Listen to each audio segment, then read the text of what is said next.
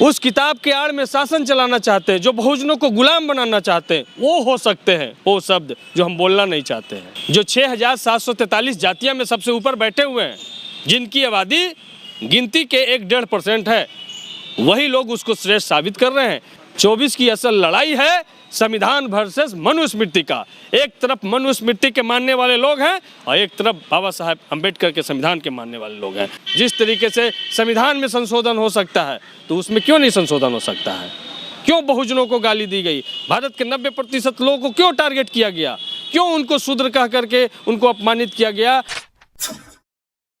बिहार के शिक्षा मंत्री ने रामचरितमानस पर जो पंक्तियों को लेकर के सवाल खड़े किए थे, अब उन पर पहले तो जुबान काटने की शर्त रखी गई, अलग अलग तरीके से हमला बोला गया, लेकिन अब मोतिहारी से एमएलसी है महेश्वर सिंह, उन्होंने कह दिया कि ये लोग हिजड़ा हैं। जो लोग भी रामचरितमानस पर उंगली उठा रहे हैं, उसके पंक्तियों जो कुछ उसमें लिखा हुआ चीज़ है उस पर उंगली उठा रहे हैं, तो ये लोग हिजड़ा हैं। इस बात के बाद से लगातार बवाल बढ़ते जा रहा है। हमारे साथ राजद के प्रवक्ता और मखदूमपुर से विधायक सतीश दास जी हैं। आप इस बयान को कैसे देख रहे हैं? एक शिक्षा मंत्री को कैबिनेट में मिलते जो मिनिस्टर है उनको इस तरह से अपशब्द कहना। देखिए, भाजपा आरएसएस का एक कल्चर है कि देश में एससी एसटी ओबीसी माइनॉरिटी के लोग जब उनके चरित्र पे सवाल उठाते हैं, तो जब उनसे तर्क उनके सामने नहीं होता है तो अपशब्दों का बौछार करते हैं, उन पे प्रहार करते हैं, उनके जीभा काट लेने की बात करते हैं। तो अब उनको ये समझ में आना चाहिए कि एकलव्य का अब ज़माना नहीं है। यहाँ नीतीश कुमार और आदरणीय तेजस्वी यादव जी का शासन है। यहाँ एकलव्य का अब ज़माना नहीं है कि आप किसी का विधायक जी जब ये बोला जा रहा था जीभा काट लीजिए, उनको जब हिजड़ा बोला गया, अपशब्द बोला गया, उस समय लेसी सिंह, बिहार कैबिनेट में मंत्री अशोक चौधरी, विजय चौधरी और जेडीयू के प्रदेश अध्यक्ष उमेश कुशवाहा और लल्लन सिंह भी मौजूद थे।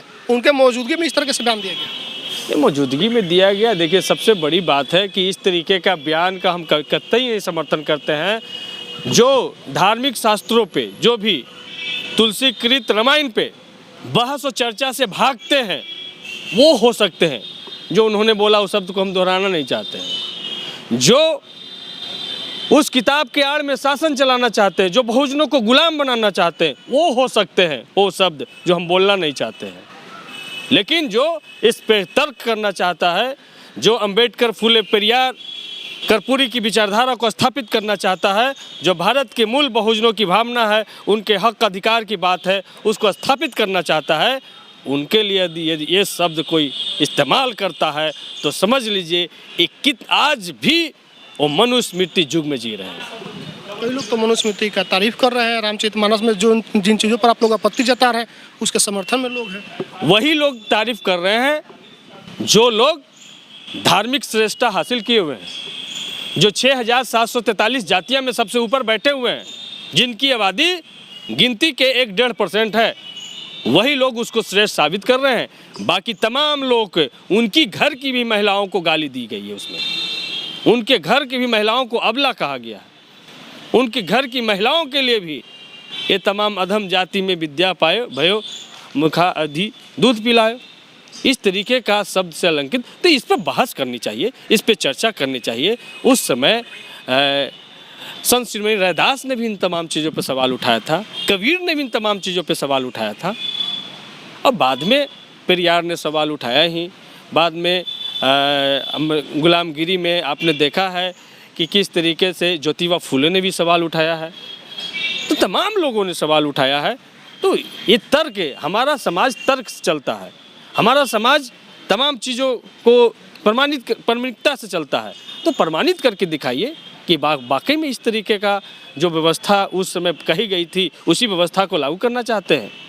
और नहीं तो यदि आप चाहते हैं कि सबका साथ, सबका विकास और सबका विश्वास हासिल करना चाहते हैं तो उस पर बहस कीजिए। और वो जो लाइन है, जिस तरीके से संविधान में संशोधन हो सकता है तो उसमें क्यों नहीं संशोधन हो सकता है? क्यों बहुजनों को गाली दी गई? भारत के 90% लोगों को क्यों टारगेट किया गया? क्यों उनको शूद्र कह करके उनको अपमानित किया गया और उनको विद्या का, धन रखने का और उनके यहाँ उनको शिक्षा ग्रहण करने का तमाम अधिकार को छीना गया? तो अभी ये लड़ाई कहाँ तक आप लोग के जाएंगे? इसका अंत क्या होगा? ये लड़ाई हमारी स्पष्ट लड़ाई है कि बिहार में जातीय जनगणना हो रहा है, स्पष्ट लड़ाई है कि जिसकी जितना संख्या भारी उसकी तमाम संसाधनों में उतनी हिस्सेदारी तय होनी चाहिए। किन संसाधनों पर लग रहा है कि आपको हिस्सेदारी नहीं मिला है? धन, धरती, राजपाट में जगदेव बाबू ने जो कहा था 90 भाग हमारा है, इन तमाम संसाधनों में हमारा 90% अगर आबादी है तो 90% हिस्सेदारी तय होनी चाहिए। और मंत्री जी ने, आपके पार्टी के जो मंत्री हैं आलोक कुमार मेहता ने कहा कि जो 10% लोग हैं अंग्रेजों को गुलाम हुआ करते थे, दलाली करते थे उनके यहाँ, घंटी बजाते थे, इसके बाद भी बात खड़ा हो गया। तो भाई तो माफी किसने मांगा लिख करके बताइए ना, किस वर्ग के लोग थे? भगत सिंह ने माफी मांगा? गांधी को किसने मारा? उसी विचारधारा के लोगों ने मारा। तो माफी वीर लोग, गांधी के हत्यारे लोग, ये साफ साफ सुन ले कि अब जो 90% SC ST OBC हैं, इनकी जो आबादी है, अब तमाम साधन संसाधन में 90% अपना हिस्सेदारी की लड़ाई अब चालू हो गया है। अब 90% हिस्सेदारी लेके रहेंगे। आप देखिए तमाम मीडिया से लेके तमाम जगह वही, जुडिशियरी में जाके देखिए तमाम वही लोग हैं। सेंट्रल यूनिवर्सिटी का पूरा प्रोफेसर का पैनल उठा करके देखिए कौन लोग हैं। तो भैया SC ST जो भारत का लगभग 60% आबादी OBC की है, उनकी हिस्सेदारी कहाँ गई?